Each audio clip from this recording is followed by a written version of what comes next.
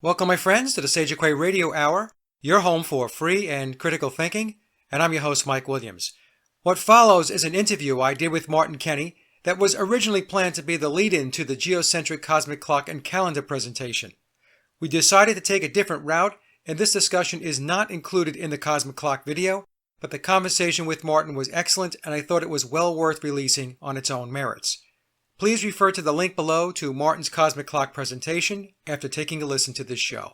And so without further ado, here's Martin.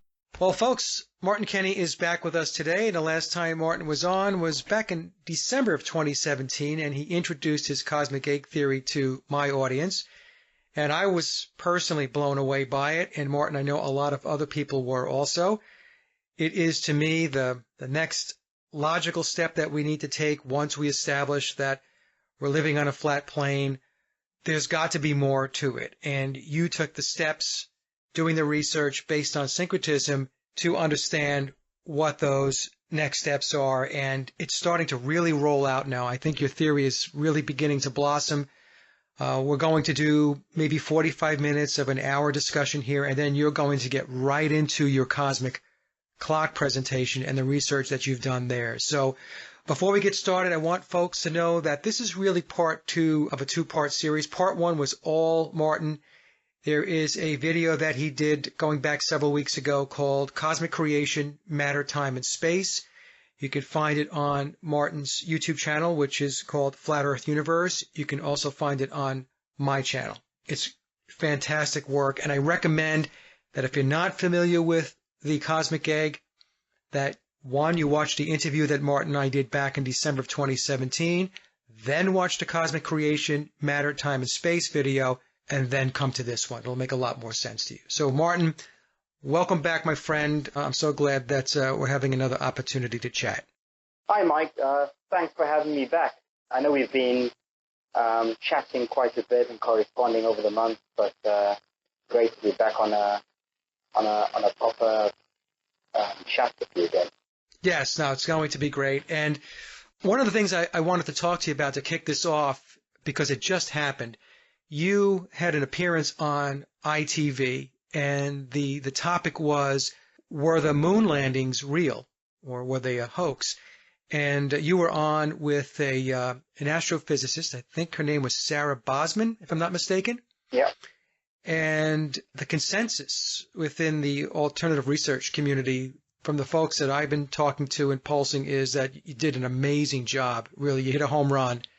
And I just wanted to talk to you a little bit about that. How did you wind up on ITV? Yeah, it was quite a surreal experience for me. I got a call the day before from ITV, basically saying they were trying to get hold of myself, Darren Nesbitt, and Gary John, who did the first Flat Earth interview, or the first time round. And they wanted us to chat on the breakfast show about the moon landings following Buzz Aldrin's semi-confession. She then said she was going to call me back. She called me back. She said she couldn't get hold of Gary and Darren. They both couldn't make it. And she asked if I could come on and maybe debate an astrophysicist. Now, naturally, the alarm bells went up for me. I instinctively got nervous and thought, well, this could be a trap. If I face up an astrophysicist and not know what I'm going into, this could be extremely bad for myself and for the truth movement, I suppose. So I declined. That was my instinctive reaction. I declined. I told them, no, I'm not going to do it. I'm not going to go into a debate on my own against an astrophysicist because I'm not prepared, especially because you've given me less than 24 hours to prepare. So long story short, they sort of almost begged me to come on and said, look, we really want to do this. We really want to make this happen. Is there anything we can do to reassure you, for you to be able to come onto the show? So I said, can you give me some time to think about it? Give me a couple of hours, which they did. And when I hung up the phone, I thought about it. And after much thought, I decided that, well, if I don't do this and they call someone else, a random person who's a so-called truther, who might not even be a flat earther, to defend this, to defend the hoax side, and that person doesn't do it justice, I'll be kicking myself because I had the opportunity to have a voice, to say something. So I thought, well, if I don't do it, someone else will. So I might as well do it. I might as well take that responsibility if it's falling on my shoulders. So I agreed on the proviso that I wouldn't be ambushed. So I made it very clear that I didn't want to be ambushed. I didn't want to be hoodwinked. I wanted to be clear about what questions I would be asked, in what format, and I wanted to be as fair as possible, a fair debate, and not just one-sided from the presenter's point of view.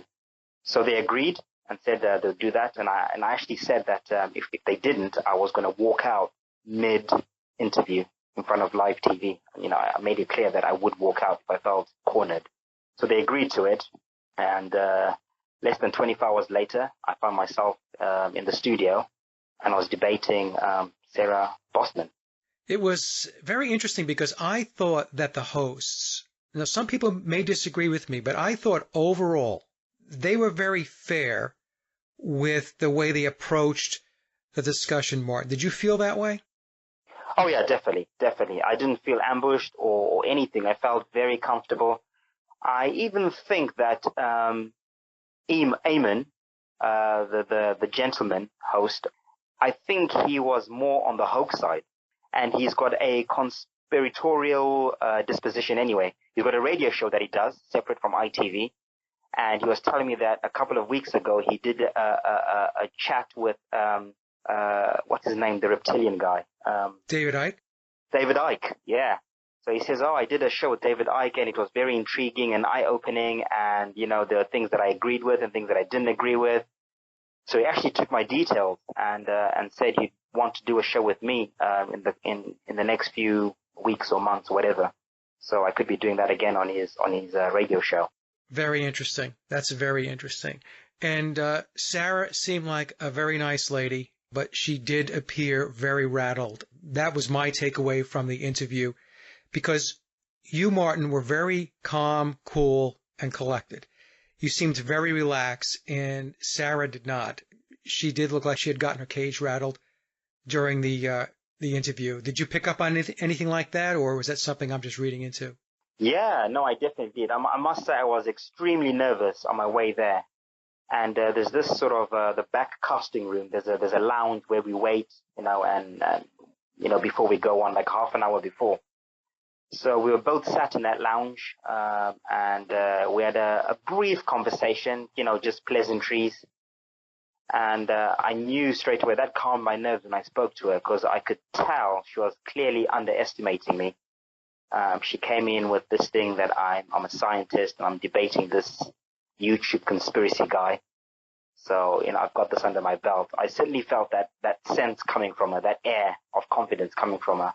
And at that point, I knew that her underestimating me was going to be her weakness.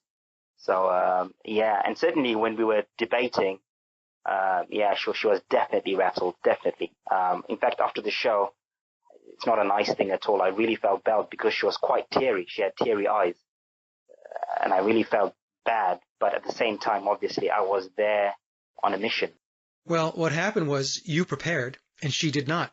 She took it for granted. And so what happened was she had somebody up there that was able to hold their own and present very well. And she got the wind knocked out of her sails is what happened. And there were times, and it was only about 7 or 8 minutes, the interview, 10 minutes tops.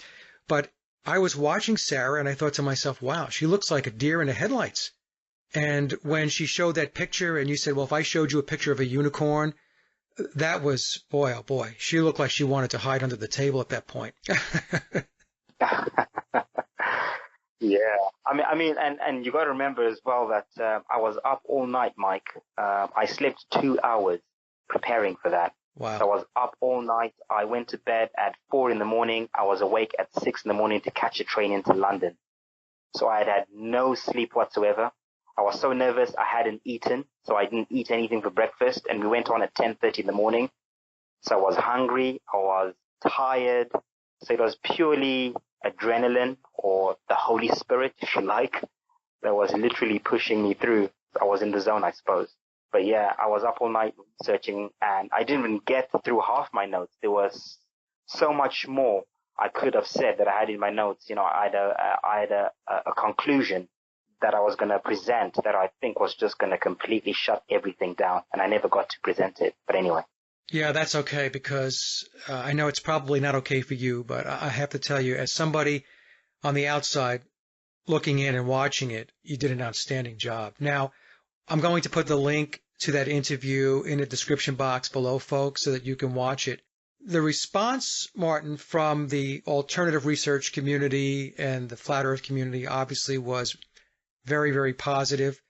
I did take note that some flat earthers, notable flat earthers, did not post the interview, so I find that a little interesting. You would think that all for one, one for all, but I guess maybe that's not the case.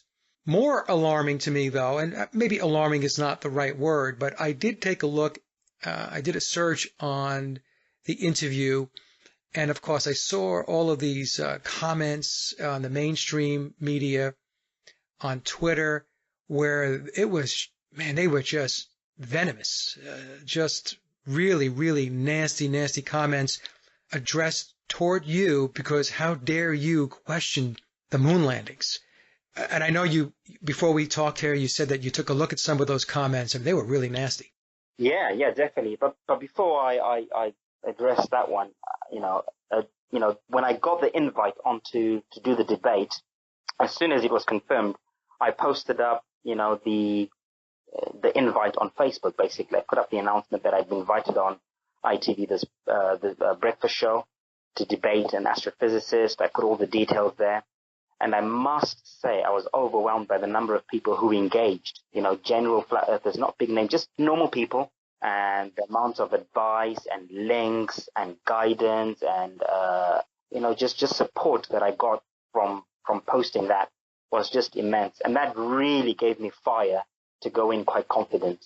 And it helped me also format what I was going to say and how I was going to say it, because I was able to gauge what people wanted me to say. So as I was reading the comments and what people were saying they would say, I picked out the most highlighted points that everyone was talking about, and that's what I said I was going to focus on. So I wasn't going to deviate from that. I was going to highlight the telemetry data. I was going to highlight the moon, the whole thing of faking the moon, and other bits as well. So I must say I was overwhelmed by that. Going to the comments, yeah, you're right. The comments were just atrocious from the mainstream side of things. Yep. Some of them were near death threats. People were so upset that ITV had given airtime to a nut job, to a crazy conspiracy theorist, to an idiot, and all kinds of things. So it was fascinating to just see how people who aren't in our circles reacted and gauged that whole scenario.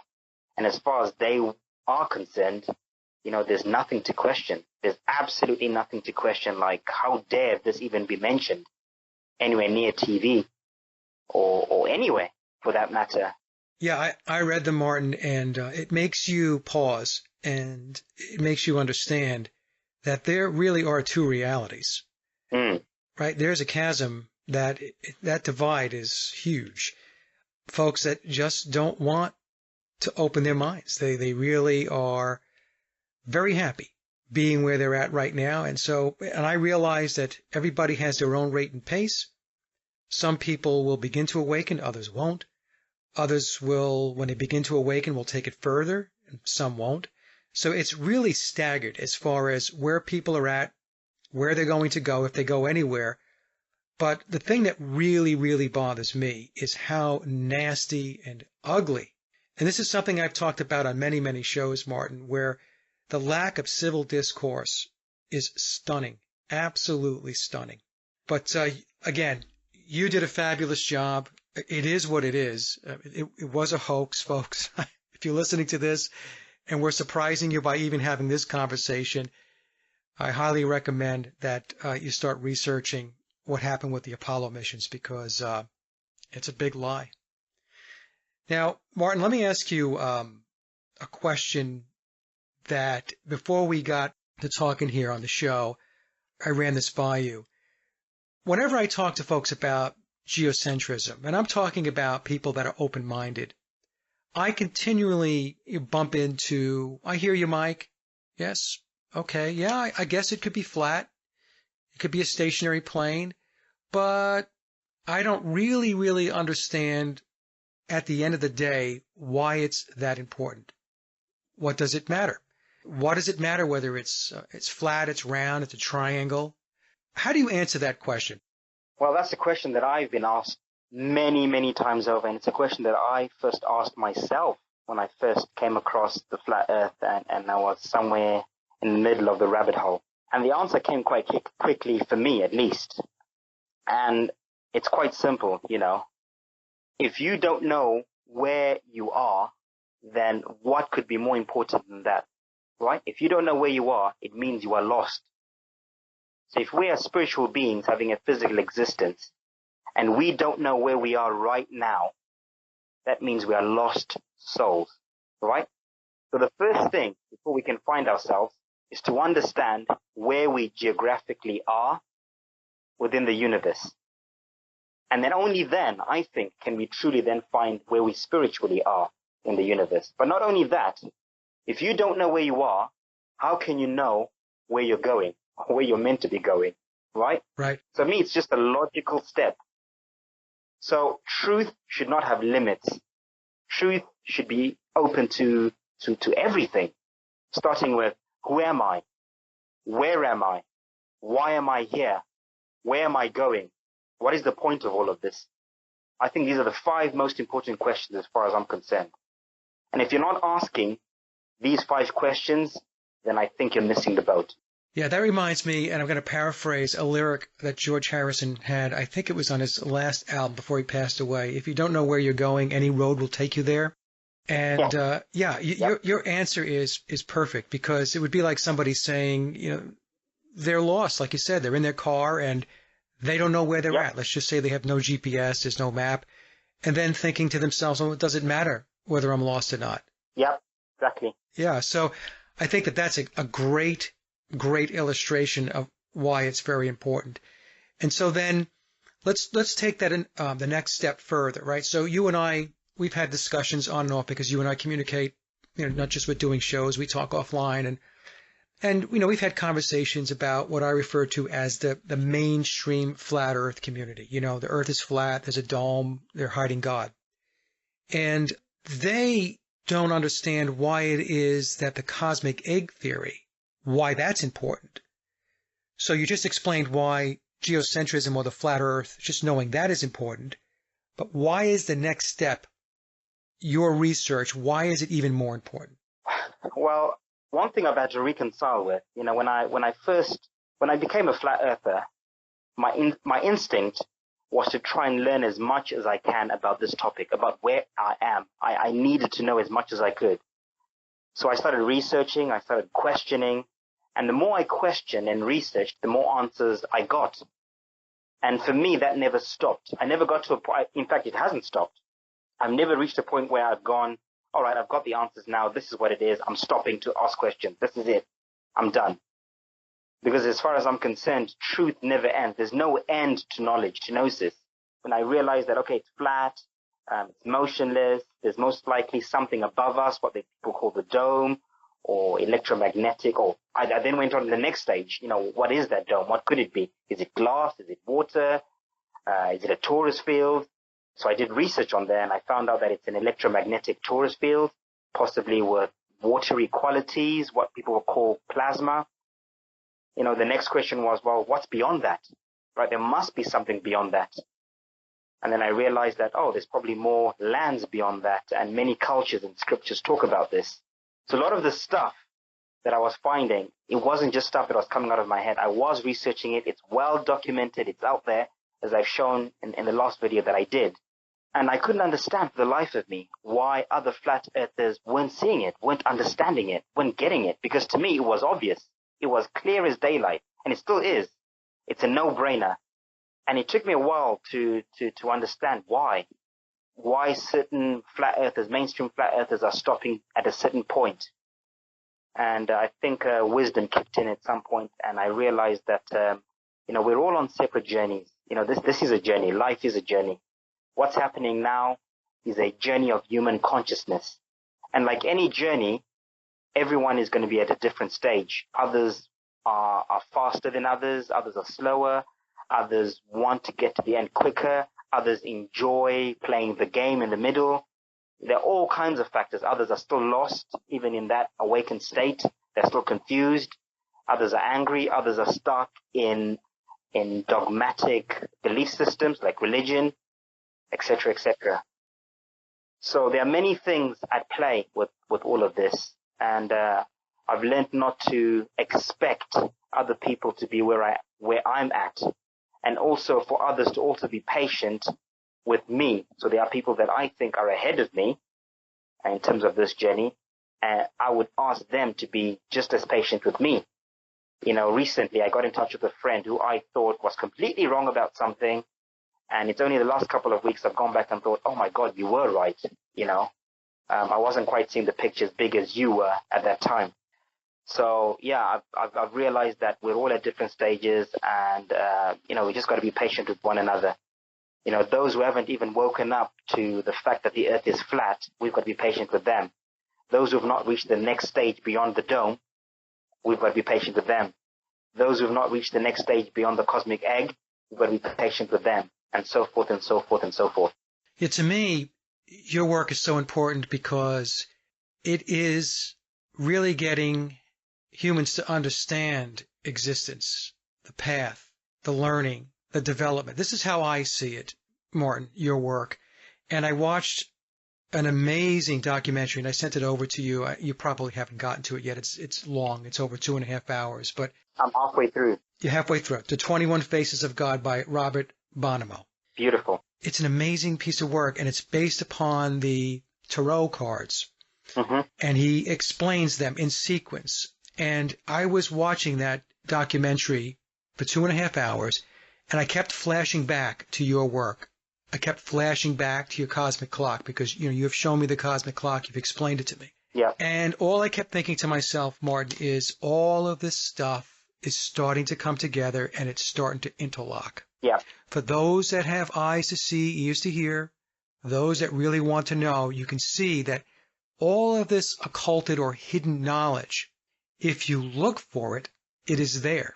Mm-hmm. And it'll start to come together. So the reason why I sent you that documentary was because I really thought you would think, hey, this really does complement the work that you're doing. Absolutely. I've just finished watching, well, I'm halfway through, like I said. I was watching it just before we got on the show. And yeah, I was completely blown away by the synchronicities that he highlights with esoteric teachings and what I found in my own research that wasn't quite related to that, but it's saying exactly the same thing, basically. So I was, it's a great feeling when I see something like that because it's confirmation that I'm at least on the right track. Well, what it says to me, too, is that the Creator is in control. Yeah. This is something where a lot of people fall off the track. They think that, where is God? Where's the Creator? Where's Source? How come all of this stuff is allowed to happen? How come there's so much pain and agony and so on? Why are there so many challenges? And what you understand is that we are going through a process. The Creator has laid out a path that the soul has to travel through in order to develop, to learn, and to ascend. Essentially, I guess I'll use the term ascend. Yep. So, and I think with me, once I got my head wrapped around the fact that that is what it is and how it works, I relaxed a whole lot more. I have to tell you, Martin, it's not that, I don't take things seriously when I have to. It's just that inner knowing or that inner standing, how you would phrase it, really calms you down, and it allows you to put things into perspective. And I found that I'm better at making decisions. I make better choices because I am not distracted by the things that used to distract me. Oh, beautiful, Mike. Absolutely beautiful. And that's exactly the same with me. The reason why I keep questioning and keep digging deeper is because I'm looking for closure. My soul is looking for answers, and mainly for closure, and I can't get closure unless I can see the bigger picture. So the more I find And the more the pieces come together, the more closure it gives my soul, the more understanding I get as to why I am here, why we are here, where we are going, where we came from, and why this is happening. And once I got a full grasp, at least as full as I can, in this level of consciousness, it's given me peace, Mike. It's given me immense peace. And like you say, I make better decisions now. I'm not easily frightened anymore or agitated anymore because I understand the process. I get it. I get the process. You know, there's a reason, there's a season for everything under the sun. There's nothing new under the sun. And once you understand what that concept, the true deep meaning of that concept, that there is a season for everything under the sun, everything just makes sense. It's just figuring out what those seasons are, right? How they work, when they change, how they change, why they change, and what they're changing to. And once you do that, you become a prophet, a magician, a wayseer, call it what you like, right? You become enlightened. That's what all those esoteric words are, Illuminati. You know, a Freemason, a master builder. You're building your own reality. That's what Freemason means, a free builder. You're not working for someone else. You're working for your own self, spiritually and consciously. You're creating your own reality. So we're taught to fear all these things, but that's all those words mean. They're not scary things. Yes, they've been twisted into evil things and they've been hijacked by dark forces, but fundamentally that's what they are. So yes, the work is important. Asking deeper questions, getting deeper understanding of who we are, where we're going is extremely, extremely important because at least for me, it gives me peace of mind and closure. I have no fear for anything anymore at all. I don't fear death. I don't fear persecution. I don't fear pain. I don't fear anyone. I fear nothing because I understand on a deep, deep level. I understand on a deep, deep level what this is, what I am, why I'm here, and where I'm going. You know what woke me up? I was thinking about this yesterday, Martin. I was thinking about, well, what got me to where I'm at today? Well, first of all, I had a very profound spiritual experience going back, I want to say maybe a decade ago. And then I would say over the last 2 years or so, still am on a very spiritual path. But there were 3 people that I connected with that taught me to step even further, to continue the search and to really turn the light bulb up, make it illuminate even more. And I'm going to tell you who those people are. One is you. Your cosmic egg theory blew me away.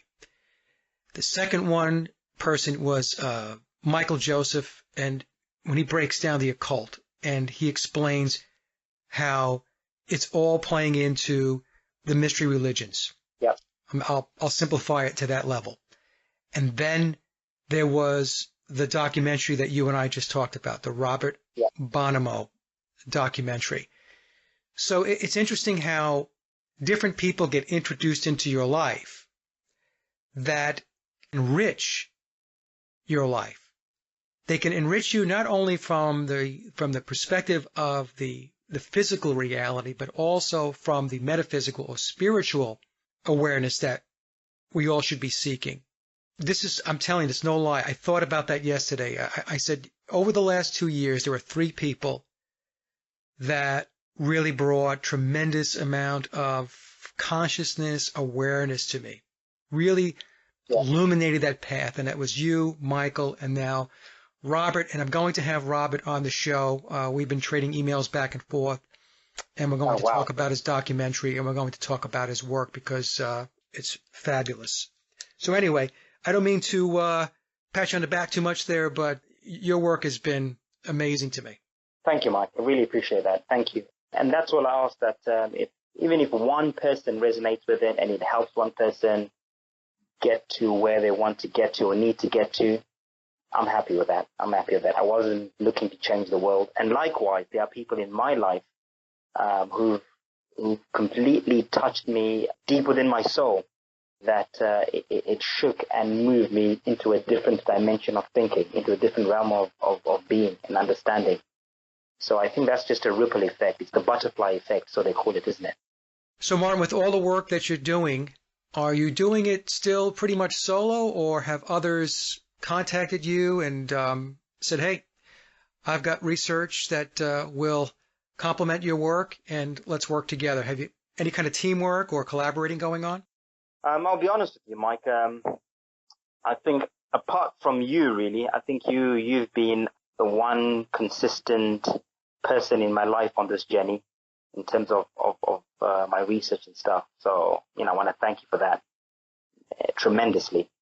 But no, I've not had many people. I've not had much support from the flat Earth community, so to speak, the greater whole, or rather the big channels or the big names, so they call themselves. It's been a small, steady trickle forward. And I kind of understand it because it is a lot of information. When I step back and I look at it, going from it's flat with a dome and then talking about beyond that, outside that, it's a lot to take in very quickly. So I understand why maybe it is a trickle, and I get it. But I've also been in touch with Bro Sanchez recently. We've been corresponding back and forth, and it's just been fantastic. We've been sharing ideas because some of his research is very much similar to some of the research that I'm doing. When he talks about ancient cultures and that sort of thing, and cosmic creation. So we're singing from the same hymn sheet, and I think we're going to be doing a couple of shows together where we'll be trying to syncretize our work, discussing. We might disagree on one or two things, but just having a discussion about it, which is fantastic, which I think we need more of. Even if you disagree with me, let's talk about it. Let's discuss it, correct me. Even if we agree to disagree, at least it's out there and we're talking about it. Yeah, I was watching one of Bro Sanchez's videos, and I'm still watching it. It was 6 hours long. Yeah. It's a long one, but I'll make my way through it. What I do is I watch it over multiple nights. Now, let me just ask, Martin, and I don't want to name names, and I know you don't want to either, but why do you think it is that some of the bigger names in the flat Earth community really don't connect into you? Some of them appear to even just avoid you. I don't get it, to be honest with you. I have to be honest, it has irked me because I look at your work and think to myself, this is clearly the next logical step. And if you guys are really, really want to walk the talk as far as truth seeking, then you should be looking at this and we should be having conversations about it, and you should be on other people's shows other than Mike's. But I don't know. I don't know why it is that, are they scared of it, or do you think that maybe perhaps some of them, to be honest with you, I started to think that some of the folks that I didn't think were maybe, tied into agendas, are into agendas. And so I've had to reevaluate some of my connections and networking within the community. And I'm not saying anything negative, folks. All I'm saying is I just had to put the show on pause as far as connecting in with some folks and talking with them and try to assess yes or no. And I don't know, that's kind of where I landed. But why do you think it is that they're avoiding you? Obviously, there's the religious aspect of it, the institutionalized religion, mostly Christianity. The Christian flat earthers are really not going to touch your stuff because it just, in their minds, it flies in the face of their belief system. Yeah. Yeah, why don't you talk a little bit about that, and I'll be quiet. Yeah, I think it's because a lot of the stuff it's fear, like you said. You mentioned fear. I think it's fear because I'm saying things that are outside all the boxes. Every single one of the boxes that we've been given and conditioned, everything I'm saying goes against those boxes. So in a way, I'm insulting everyone at the same time because I talk about veganism passionately. So there are many flat earthers who are not vegans. So they might agree with the flat earth stuff, the cosmic egg stuff, but because they don't agree with the vegan stuff, they're like, well, I'm not going to support that. I go against religion. So again, some of them might be vegan and might be flat earthers, but they're religious. Some of them might not be religious. So there are all these boxes that people are still in, and they don't know that they're in these boxes. And I think because a lot of my work talks about these and highlights them and points them out, it makes people very, very uncomfortable. I suspect. I also think that, unfortunately, for whatever reasons, whether it was orchestrated or planned, when this flat Earth movement started, I've noticed there were certain trigger words that came with being a flat earther. One of them was, space does not exist. I remember when I first found flat Earth, everyone was saying, oh, space does not exist, it's all fake. The Earth is flat, space is fake. Aliens don't exist, there are no extraterrestrials, it's us and a dome, and that's it. Right? So that was the mantra that everyone was saying. So it's almost been ingrained within the flat Earth community. So when I came along and started saying, oh, hang on a minute, guys, space might actually exist. Actually, it does exist. You know, maybe we were wrong about that. Maybe space does exist, but maybe the concept is slightly different. But it does exist. Maybe there are alien or extraterrestrial forces, after all, even in a geocentric model. So because I was now saying this and going against the mainstream flat Earth mantra, again, it ruffled people's feathers because it's like, hang on a minute, who's this guy? Why is he saying this? So people get suspicious because, again, they've been brainwashed, I have to say, and conditioned to think in a certain flat Earth way. Yes, I think you're absolutely right. There is a brainwashing and a conditioning that took place. And maybe we can get into some of those terms in a little bit, Martin, about space, extraterrestrials, and aliens, and we can tie it into your cosmic egg theory and why it is that, as you and I have talked about before, that NASA is not telling the complete truth, but there is a thread of truth in what they're telling you. The thing is, you have to be able to pick up on the occulted message that they're putting out there. They're communicating to us, but they're communicating to us in a camouflaged way. But once you're able to peel back the onion, you can begin to understand that there is an underlying level of truth behind what it is they're telling us. But one of the other things, before we get there, I wanted to ask you about is what I've noticed is, and this is something that I catch flack for sometimes, is, I talk about the fact that the example I use is that football field is 100 yards.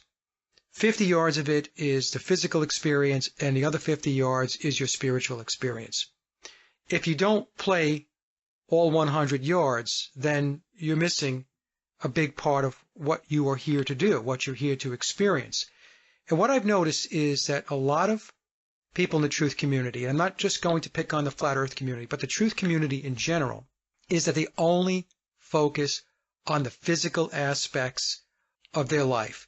So they never really look into the spiritual piece of it. And when I say look into it, that's probably not even the right way to phrase it. They don't embrace it, is what I should say. Yeah. So what they do is they'll throw, a bone out there and say, yes, I believe in God. Of course there's a God. There's a creator. How did everything get here? And that's it. And they go right back to focusing on all of the physical, material world aspects of their research or whatever it is that they're talking about. I think that's another piece of it, because when you bring in the cosmic egg discussion, we're getting into the spiritual aspects of this, the metaphysics of it all. And I think that there's a lot of people that are just not there. Their minds are not there, maybe even where they're at as far as clearly their spiritual development is not there, or they believe they have spiritual development, but it's within the confines of institutionalized religion, which, in my view, and I've said this many times, is not spirituality. So do you think that the spiritual aspect of it, when you talk about it, is something else that essentially steers some of them away and makes them uncomfortable? Yeah, absolutely. You're absolutely right. There's that old saying, everyone wants the world to change, but no one wants to change themselves. Yep. And this is a typical example of that. So many truthers find out that we've been lied to, we've been deceived, and they want things to change right now. We need to get to the bottom of this. We need to find out who's doing this to us, why they're doing it, and we need to change it. But the moment you turn that finger around and say, well, why don't you change first? They don't like that, or they're not ready for that. When you say to them, if you want all the killing to end on earth, if you want all the murder to end, all the suffering, Why don't you start by ending it yourself? Become a vegan. Stop the suffering of other sentient beings. They don't like that. They're not prepared to do that. They're not ready for that. So they want things to change as long as I don't have to change. Another thing is, something I've realized is that most of us when we wake up, in fact, not most of us, all of us, this awakening is an extremely traumatic event for us, for our souls. Realizing that your reality is nothing like you thought it was, realizing that you don't know who you are or where you are, and you're being lied to, and you don't know who it is. It's extremely traumatic to the soul. And many of us never heal from that trauma. We're still carrying that trauma 2-3 years down the line. We're still angry. We still want revenge. We want someone to be accountable for this. We're looking for someone to blame. Whose fault is it? It's the reptilians, it's Trump, it's the government, it's Obama, it's the Illuminati, these people, it's these people, it's those people. We're all blaming each other still, right? And when we can't find people to blame outside, or when no one's listening, we're turning on each other in the flat earth community, right? These people in the flat earth community. No, it's these people, it's that truther. He's a shill, she's a shill, she's a transvestite, he's this. We're now pointing fingers at each other because we're traumatized. And we haven't dealt with that trauma. We haven't grown out of it.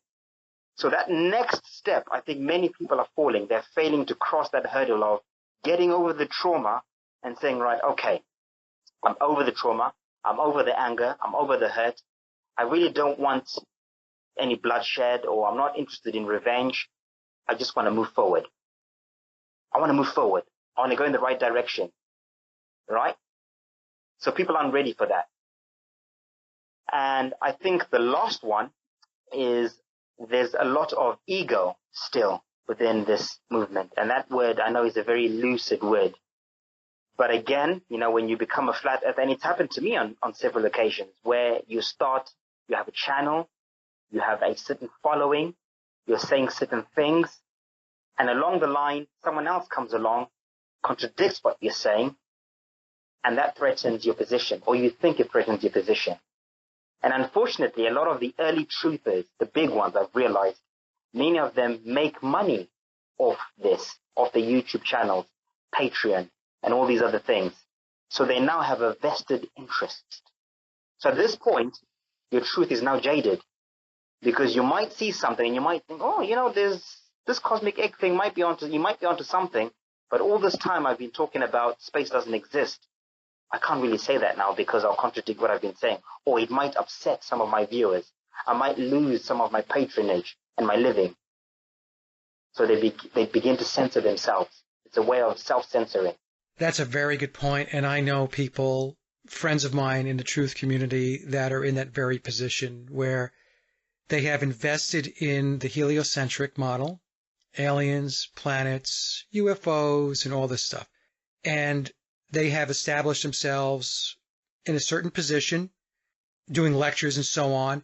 And you're absolutely right, Martin. What happens is now they've boxed themselves in, right? So now they feel like I have to continue to put forth what I've been putting forth, because if I switch gears, I'm going to look like a fool.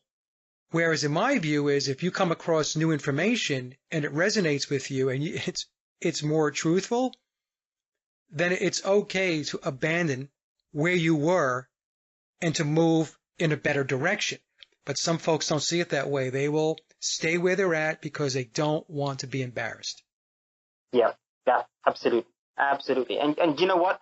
I've had to cross that bridge myself a few times, Mike. There were times where I got revelations to something and I thought, wow, this is a bit deep now. This is really going to upset some people in the flat earth community. If I post this on Facebook or I make a video about this, this might be too much.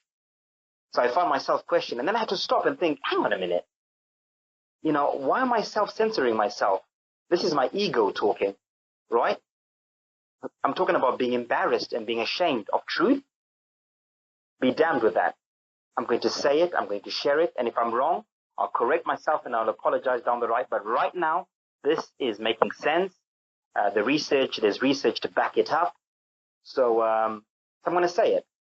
And every time I've said it, I felt a lot better. And, a lot of the times I've been close if not on the money, as far as reactions from the community have been. And that's part of the conditioning too, when you think about it, right? Where people believe that they can't move off of something. Once you've said it, you better stay there, Yeah, because if you don't stay there, then you're a fool, you're a hypocrite, yeah, you're a shill, you're whatever. And the truth of the matter is, being a human, you are in a process, or you should be in a process of continual learning and discovery and absolutely. exploration.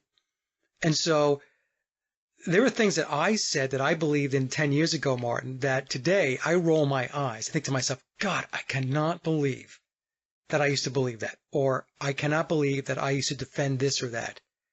And I've had to change my positions on things. I'm still changing my position on things. And it is uncomfortable in the beginning because, as you've mentioned, it is a level of conditioning that has been put out there where people believe that, oh boy, I'm going to lose credibility if I shift gears here, if I change my mind, or if I say I made a mistake. And the thing is, no, you're not going to lose credibility. In the end, you're going to lose a lot more credibility if you stay someplace that, where the house of cards just collapse in on you.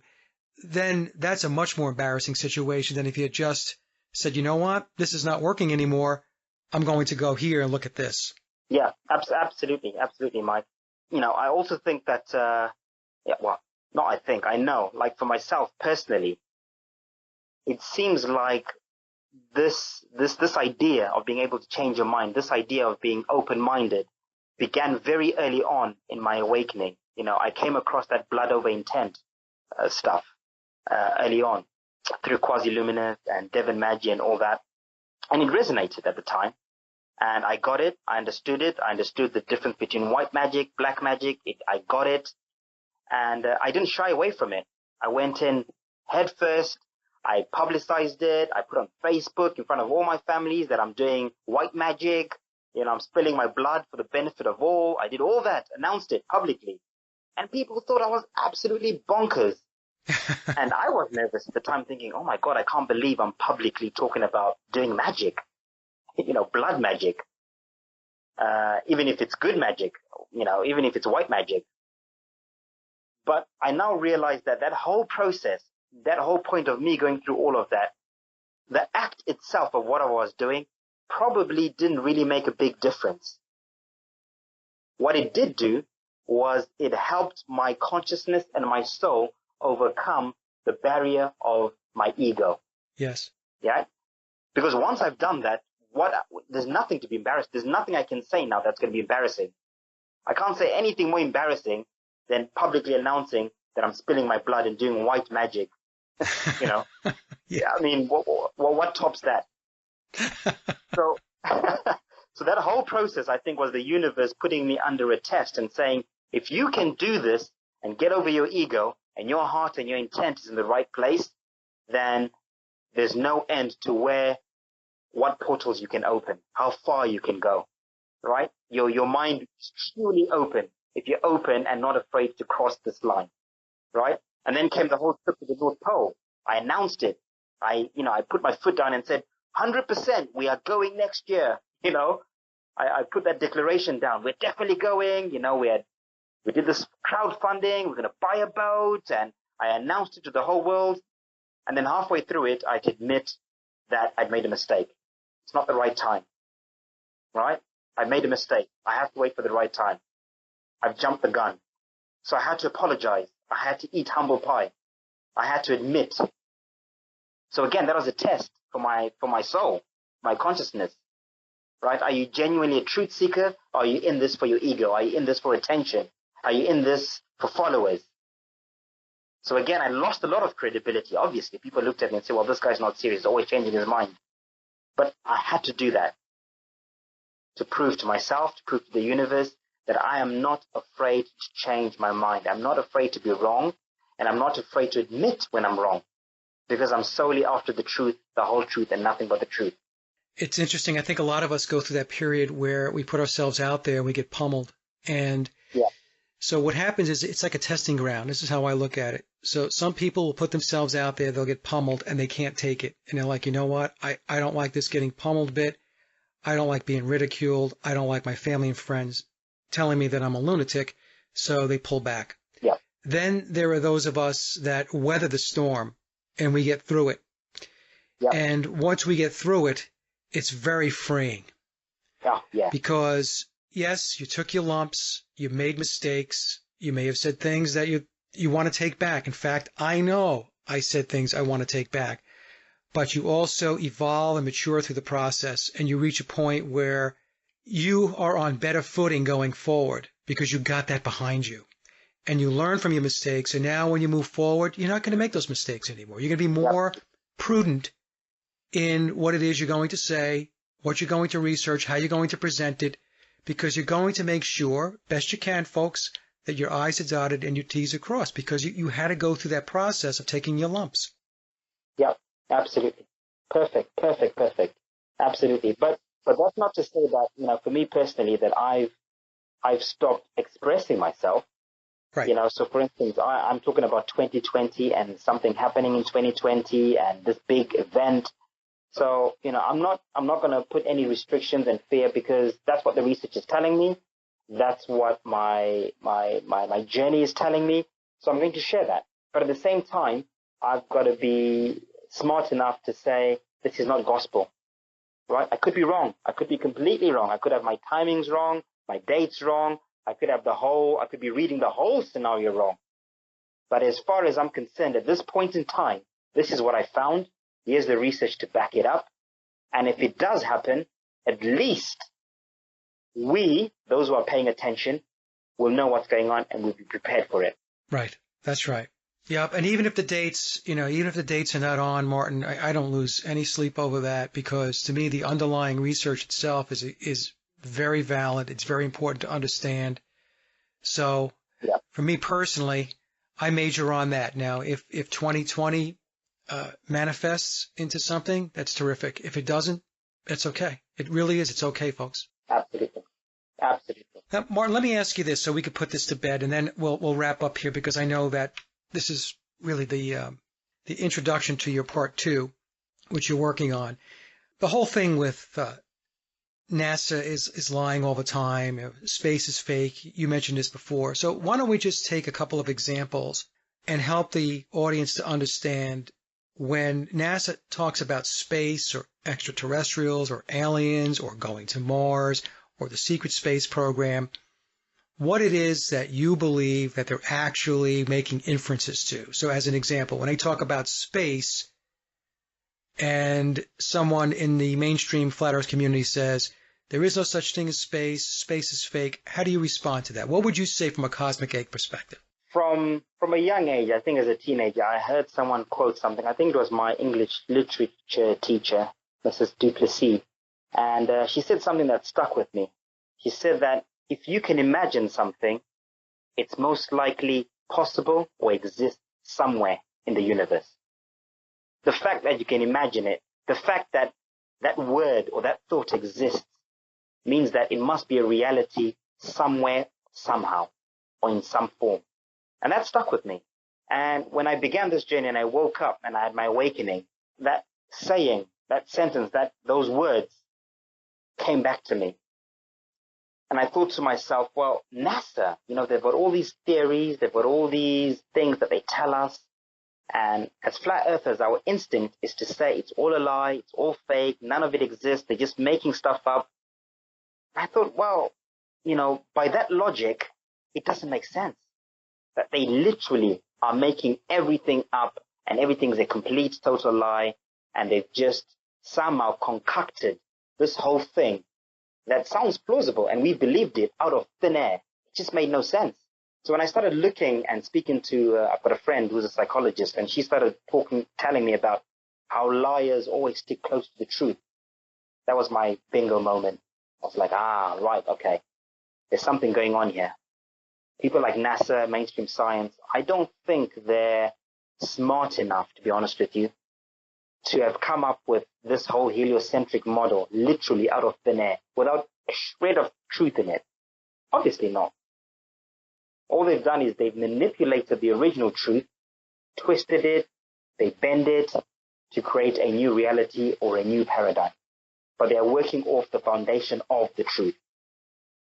When I realized this, That's when I went down the journey of trying to de-occult what they were telling us, what they were saying, the truth behind the lies. And once I started doing this from a geocentric point of view, everything literally just came together like a puzzle, literally. One piece after the other, one piece after the other. It all just made sense overnight. But I had to bring down that barrier of being angry and hating NASA and mainstream media and shutting the door to anything they said. I literally had to look at it with an open mind and objectively and embrace it for what it is, and then say to myself, right, where is the truth in this? Rather than looking at it as a lie, I was trying to look at it as a half-truth. So I was approaching all that information with a half-full glass of milk rather than a half-empty one. And that's what I would say to most people. We should not be throwing out the baby with the bathwater. Again, that's another thing that we've been conditioned within the flat earth community, within the truther community. It's almost like a knee-jerk reaction. You're so angry, you hate anything to do with anyone who's lied to you. You immediately discredit anything they have to say. You brand it as a lie, and you shut that door. And perhaps that's what they want. Perhaps that's what they've done. It's all mind games. It's all psychology. And these people are masters of mind games. They've been doing this for thousands of years, as we know, right? They've been manipulating humanity, whoever they are, for a long, long time. So it's a little bit naive and arrogant to think that now I'm a flat earth, I've realized where I am, I'm smarter than them. Absolutely not. And they do it all the time, Martin. Here's an interesting add-on to what you just explained to us. You know, I've been doing a lot of work into the whole McCartney conspiracy, and so I was in a dialogue with a high-level Mason, and he was explaining to me that in Masonry, they can tell a lot of truth as long as they tell it masterfully. So masterfully speaking, what that means, folks, is that when they present to us or speak to us, it's in layers. So there's the first layer, which is the layer which the most people will grab onto and run with, the profane. Mm-hmm. Then below that is a second level, in which more truth is being revealed. And then there is a third layer. And the third layer is where the truth is. This is how they communicate to us. So we know that NASA is a Freemasonic entity, as is everything that is around us in this reality. And so the whole masterfully speaking piece of this, Martin, syncs up very nicely with what you just said about NASA, because what they're doing is they are masterfully presenting, or masterfully and speaking too, as you know, when people watch shows on space and the such. So this is exactly how it works, and I had to learn this myself. I didn't always know this. You know, my research took me certain places, and I wound up speaking to certain people who stopped me and said, hold on a second, you're almost there, but here's something that you need to consider, something else that you need to chew on. And I had to stop and listen to these folks, and once I did, I was able to piece together a lot better about how all this works. And which is, again, there is, like you said, that foundation of truth that they are building upon. And it's just a matter of de-occulting, as you mentioned, in order to really understand what it is they're trying to communicate to us. So, Martin, I know that I've eaten up a lot of your time here, and we're going to have Martin's presentation part 2, which is going to be about the cosmic clock. And so I think what we'll do, Martin, unless you have anything else you want to add, we'll leave it here and then let you tell the rest of the story with your presentation. Yeah, absolutely. I just wanted to end with, I just remembered something that I forgot to mention. I've had a lot of flat earth researchers get in touch with me. Well, not even get in touch with me. I've seen a lot of comments of them saying, this cosmic egg stuff is all just theory. There's no facts behind it. You're just theorizing. You're doing exactly what mainstream science does. You can't back up what you're saying. Let's stick to the facts. Let's stick to the, to hardcore scientific facts. And the facts are the earth is flat. There's a dome above our heads and we're not moving. Let's stick to that. Otherwise, anything else is confusing people. Now, I'm going to take up query with that. Anyone who believes that, is deluding themselves. Our entire existence is a theory. There are no facts at all. I don't care how many measurements you take. I don't care how many experiments you take. Everything is theoretic, right? We don't know factually 100% if the earth is flat. We don't. Why? Because none of us in the flat earth community have been high enough to physically see it with our own eyes. The whole earth. Right there, it's a theory. None of us know that there is a dome above us. Factually, 100%. Because none of us have ever seen the so-called dome, or whatever you want to call it. As far as I'm concerned, everything is a theory. The facts that we can discern, right, are factual only to a degree. Yes, the earth appears to be a plane. Yes, the earth appears to be non-motionary. It's not moving. Yes, there appears to be something that encompasses the earth. But those are all theories. So all I'm doing is I'm expanding on those theories and saying, right, there are theories that are a little bit more hardcore theory. They're a little bit more closer to fact. Like we're not moving, it's geocentric. But all I'm doing is adding to those theories because everything is ultimately a theory. So those who attack me and saying that I'm just spouting theoretic nonsense, well, so are you. If you think the earth is a certain shape or has a dome above it or has an ice wall, because you've not witnessed any of those things with your own eyes. Is that fair, Mike? No, I think that's very fair, Martin. And the thing that really bothers me, because I did see one video where you had a cameo in it, and it was basically saying that you're just putting theories out there. And it irritated me because the thing is, your work is based in syncretism. So going back to the ancient civilizations like Egypt, the Greeks, the Norse, the Chinese, the Hindus, the native Indian tribes, the Dogons, this is information that's out there. Yep. And to discard that information and just throw it out and just behave as if it doesn't exist and we shouldn't do anything with it is crazy. Absolutely. It's crazy. And to think that these ancient civilizations didn't know anything, I mean, that to me is just extremely naive. And it's ignorant to a large degree. Yep. So when people go on that little rant about your work being a theory, it goes back to what I said before. There's a big spiritual piece missing. Yeah. And they're focused on the physical aspects only. And what you have to understand, folks, is that you are here to dive into, explore, and to develop your spiritual essence. You may think that sounds like New Age wackiness. Fine. But that's a piece, it's very elusive, and it takes a lot of discipline and focus to get there. It's a lot easier to focus on the physical aspects. Yep. But you need the spiritual, metaphysical piece of it in order to complete the puzzle. That puzzle being your existence, your soul's development. So that's what I think, Martin. You know, I did see one video, and it irked me, and I just stopped watching it after that. And I just looked at it as the person who put it together, you don't get it. That was my thought. You don't get it, meaning them. And so, you know, and it's just the way it is. And, you know, it's like what you said earlier when we first got started. Everybody's at a different stage in this process of awakening, you know? Yeah. And so people who are saying that, oh, Martin's work, it's just theory, it's not based in any reality, whatever it may be, fine. You're at a certain place, space, and that's where you're coming from. Mm-hmm. Okay. You know, we're not there. We're you and I have in another place in space. And there are people that are beyond us. And there are people beyond the people who are beyond us.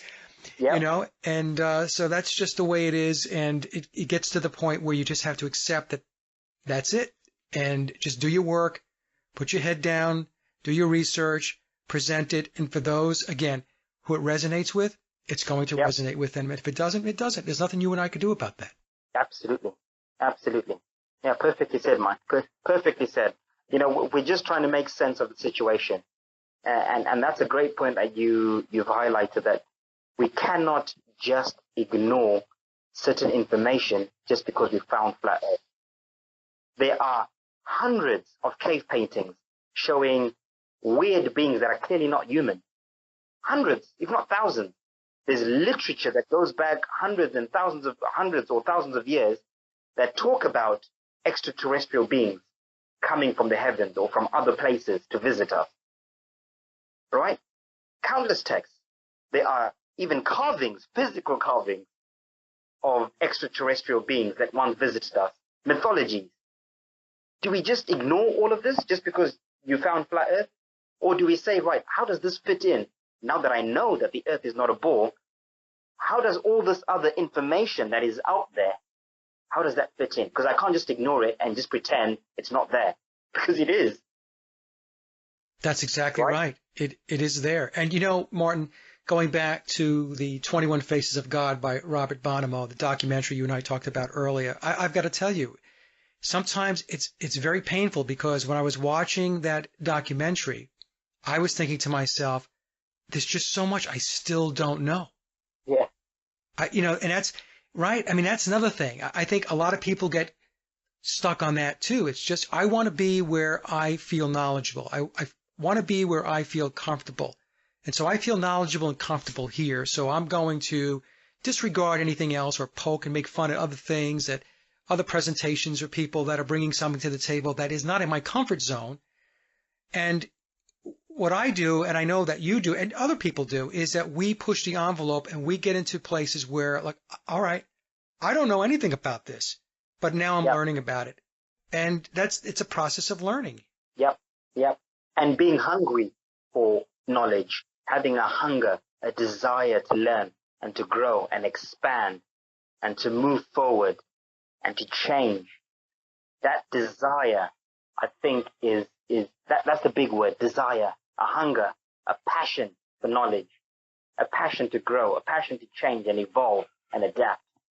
And many of us don't have that passion for whatever reason. And also responsibility, because the more you learn, the more responsibility you then have on your shoulders. You now can't blame your religion or your God in your religion. You can't blame the powers that be, in quotation marks. You can't blame the reptilians. You can't blame Satan or the devil, right? The more you grow, the more you realize, hang on a minute, there's no one to blame but myself. If I'm going to blame anyone, it should be me, right? And that responsibility scares people. And it's nothing, I think it's just something we've been programmed with over many incarnations. And it's just harder for other people to break away from. We're still looking to be led. We're still looking, outside instead of looking within and saying, who am I? How can I change this? How can I change myself? How am I a reflection of what's happening in the world? So that self-reflection is what most people fear, because it requires change, and people don't like change. You're absolutely right. 100% right. That's how most people operate. And that never ends, Mike. That never ends. I struggle with that even now. Right now, my soul is telling me I should try and get onto a raw vegan diet if I can. That's like my next stage. So I'm going to do some bowel cleansing. I put some herbs and stuff where I'm going to completely cleanse my body and then start this. But I can't tell you enough how I'm struggling, Mike. I'm struggling because I love my food. I'm a chef. So even as a vegan, I still eat really well because I'm a chef. So we cook extremely exciting vegan food. So we eat just as well as non-vegan. So making this transition is probably the hardest thing I've done so far. I'm struggling. So, that never ends. Like I'm saying, that transformation, that fear of change, I'm going through it even now. And I know I'll go through it for the rest of my physical life, regardless of how much I think I'm enlightened or how much I think I've grown. That never ends. No, it never ends. And even myself, I don't eat meat, but I'm a pescatarian, and I'm trying now to move off the fish also, Martin. And I know exactly what you're talking about. It's this process of, okay, I've got to do this. And is that part of you that's saying, okay, so what are the next steps? Yeah. So it is a process. So I'm not trying to pick on anybody. It's just that, and we're not picking on anybody. What we're saying is, but there are people that will throw rocks in our direction. is what I'm Yeah, saying, And I'm not interested in throwing rocks back in your direction. I'm really not. In fact, I don't have any rocks in my bucket to throw back. I just want to continue to move forward. But like you said, it is a process that everybody has to go through, and it is never ending, because once that ends, there's going to be something else that's going to present itself that you're going to have to make decisions about, which are going to change your lifestyle. yeah, There's always going to be something, always. Some things will be bigger than others, but something's always going to roll up on your doorstep and present itself, and you're going to have to make decisions and choices. absolutely, absolutely. And something I've learned as well, Mike, is I'm now certain that whilst I'm in control of my reality now, really the universe is in control of me. God, or the universe, whatever you want to call it, source, is actually really driving me forward, because I've opened myself to that. When I released the cosmic egg, I remember thinking, do you know what? My work is done. I'm done. And I've released this. I can't go any further than this. This is as far as I go. I'm now going to turn off YouTube, turn off my phone, and just live a normal life. Right? No such luck. The convention comes up. Right? After the convention, I was like, this is it. I've done the convention. I'm done. And then I had the cosmic wheel stuff come up. Out of the blue, the cosmic wheel, time, all that came together. I was like, oh my God, it gets even deeper. Then I said to myself, after the cosmic wheel, I'm completely done. I'm not doing this anymore. There's nothing more to do. I'm tired. I've had enough. And then there's the TV stuff coming up now, out of the blue.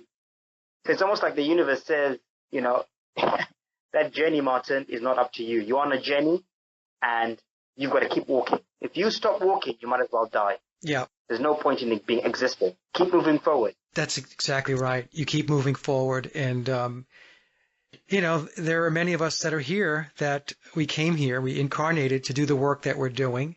Absolutely. And I've always said this, Martin, I don't know what keeps me doing what I'm doing. This radio show is going to be 5 years old in about 6 months.